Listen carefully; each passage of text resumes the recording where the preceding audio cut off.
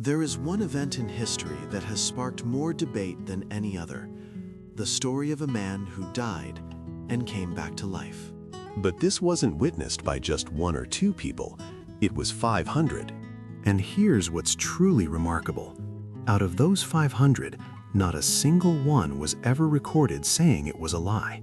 Even when their lives were on the line. Today, let's dig into that number, 500. The Bible contains this record. After Jesus rose from the dead, he appeared to more than 500 people at once. Many people say that's just a religious story. Isn't it exaggerated? Maybe it was some kind of mass delusion? Today, I'm not here to convince you to believe. I just want to ask one question. If this were a lie, wouldn't at least 1 out of 500 have said so? Especially when they were facing death. This claim comes from 1 Corinthians chapter 15. It was written by the Apostle Paul.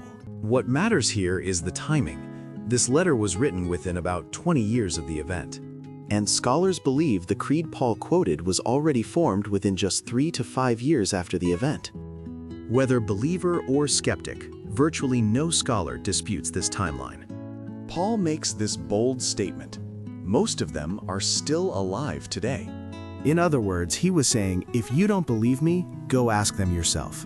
Now, think about it. 500 people, different personalities, different levels of courage.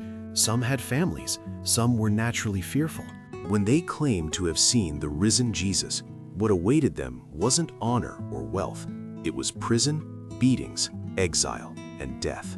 In that situation, wouldn't at least one person have said something like this? Actually, it wasn't real. I think I was mistaken. I just got caught up in the moment. One sentence like that could have saved their life, but that sentence is nowhere to be found.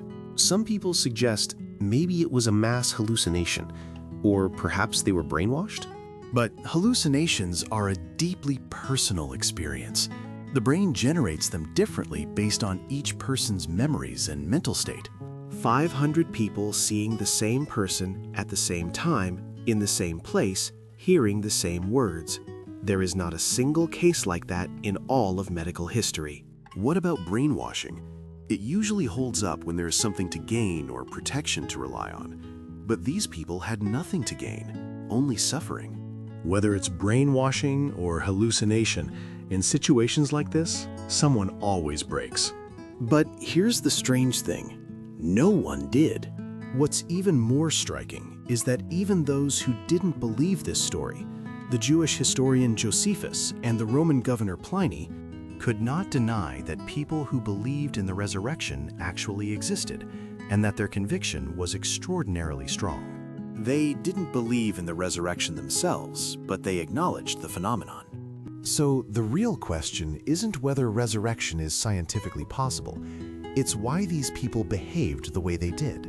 The fact that out of 500, not a single one was ever recorded calling it a lie. That silence raises the biggest question of all. Did nothing really happen? This video isn't here to force you to believe, but isn't there enough reason to at least think about it?